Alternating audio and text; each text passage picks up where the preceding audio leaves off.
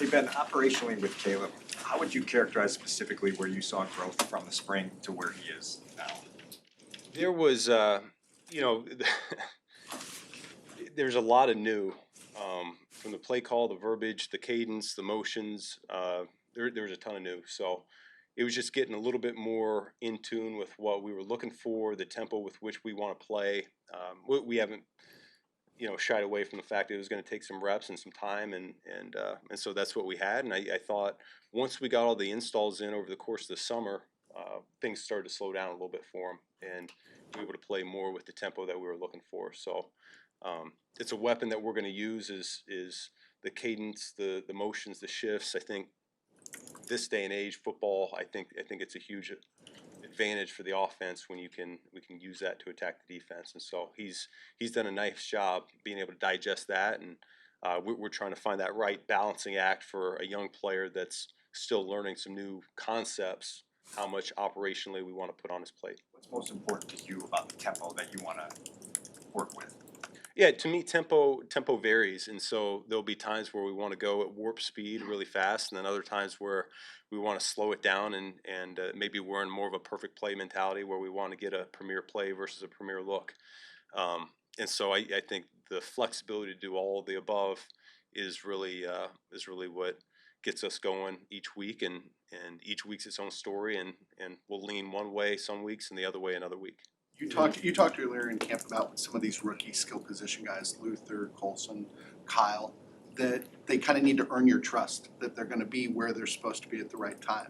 Where are they on that list? And there might be different answers for different. Yeah, no, it takes longer for rookies. There's no question about it. But I guess I respect the way they go about their business in the building first and foremost. I think they all take it serious. They're pros. They're taking after our vets. I think we've got a great group of leaders that if you just do what they do and operate the way that they operate, good things will happen to you. So our young bucks are kind of following in that mode, and you know. I can't say they're all on the same pace, but some are a little bit further ahead than others. But it's coming along, and I think when we get into a game week like we're in now, the plan can get a little bit more condensed, and guys find their roles and their niches, and they really sink their teeth into that, and they can function at a high level on game day. When you were making your plan, where does that pop into your head about, we got this rookie here, can I trust him to do X, Y, or Z? Yeah, no, I think a lot of it is it's not just the trust of whether he can do a certain job. It's the sharing the wealth. That's what keeps me up at night, is trying to make sure that all of our horses are fed, because these guys, I mean, they're super talented players, and we just need to get them a little space and the ball in their hands, and they can make big things happen. And so I've been pretty transparent to them in the spring and so far in camp that if you're active on game day, we're going to have a role for you. We'll have some jobs for you, and then how big that is really dictated on how well you practice and really your track record going up into the week. And you talked about the changes that you anticipate going from a coordinator to a head coach and what Monday's going to look like for you. But how do you put all of this in context? It's a moment you've been preparing for your whole life of like what that's going to be like for you on Monday. Yeah. I mean, I'm really just focused on the preparation level of it right now, and I know what I want that to look like. And I think really the challenging part here this week is, the players are still trying to figure out what that game week's truly going to look like. We'll get in a rhythm here the further along we go, but the coaching staff as well. It's a lot of our guys. It's our first time with me, and I give them a lot of credit. I mean, they're working their tails off, and they really just want to do it within the vision of the head coach, which I really appreciate. I got a great group, great staff around me, and so I'm charged with just making sure, give them clear guidelines on what we want this thing to look like, and we're taking it day by day right now, and by the time we get to Monday night, we'll be ready to go. And you touched on the captains yesterday, having 5 captains. What's your philosophy on the captains? Why 5? And then obviously there were guys who were captains last year that are no longer captains. Do you have to talk to any of those guys? No, I think the way I approached it was you're going to get voted by your peers. Kind of gave them some criteria, what we're looking at from a work ethic standpoint to being challenging yet supportive of your teammates, to what it looks like on the field to what it looks like off the field, and some things to think about. And then the next day they came in and they voted, and I told them I didn't know how many guys we were going to have overall. We're going to kind of look at the numbers and take it from there, but kind of had in my head somewhere between 3 to 5, 1 or 2 on offense, 1 or 2 on defense, and 1 on special teams. And just the way it played out number wise, it made the most sense to go with 5 here this year. And I don't need to be honest with you, I don't even know who was a captain a year ago, and so I don't feel like we need to go out of our way talking about last year anymore.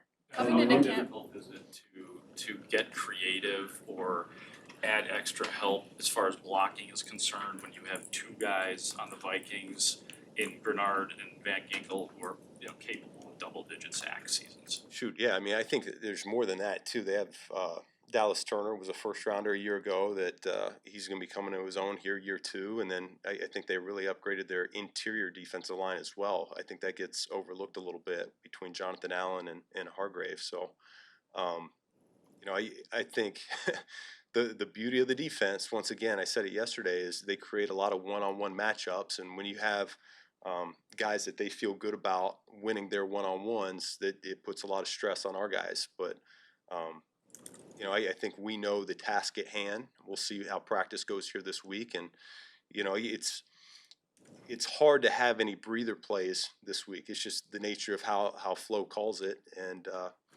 we got to be locked in if we want to have success against this defense. Focused as you are on the preparation and the planning and getting to Monday, and you kind of talked about that, is there any room to be curious about what Caleb's gonna look like in the game? Like, do you find yourself kind of wondering, because obviously you have a plan, you know what you want to execute, but there's a giant unknown. There is, of course, a giant unknown, but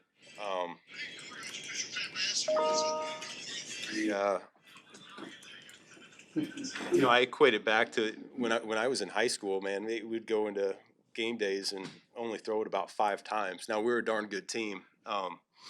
We ended up winning state my junior year, but I always come out of the game, shoot, why didn't we throw it more than that, as a quarterback? And it goes back to, well, what did the week look like in practice? And so I think that's why the preparation, what it looks like on the field, is so important. I think we'll have a real good feel as a coaching staff what we're going to get out of Caleb on Monday night with how he approaches the next few days. And it's gonna help dictate how I call the game as well.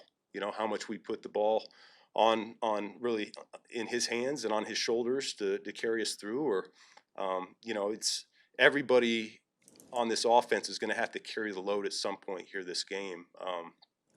You talked about all the one-on-ones up front with our O-line, but I think our backs got to hold up in protection. Our tight ends got to be involved. Our receivers have to be physical. I mean, it's everybody here. So we'll see over the course of the week what that looks like. But I think since I became a coach, that's really I go in early in the week, and man, I have a lot of concerns about what it's going to look like on game day, and man, I don't know if this is going to work, blah blah blah. But by the time we get to the end of the week, I usually have a high degree of confidence in our guys because of how they've gone about their business, and I already feel that right now with this crew. I think we had a great meeting this morning. We had a really good walkthrough just a little while ago, and now we'll put it on the field here today. And when you started working with Goff in Detroit, he was 5 years in, he had played for a good head coach out in LA, he accomplished quite a bit. What has been unique in your working with Caleb and teaching him, given where he's at in his career? Yeah, he's so young, and there's a lot he's learning, but he's a sponge right now. I mean, he was up in my office a couple days ago, and we watched a couple games together, and he's just, I mean, the entire time, anything I would say, I see him jotting it down in his notebook. And so that's an encouraging thing right now with where we're at. We're going to grow together. This offense is going to grow together with him, and there'll be some bumpy steps along the way, but that's okay. That's the nature of doing it. But I feel really good about where he's at right now, and there's no reason why we can't win this year. Thank you. Thank you.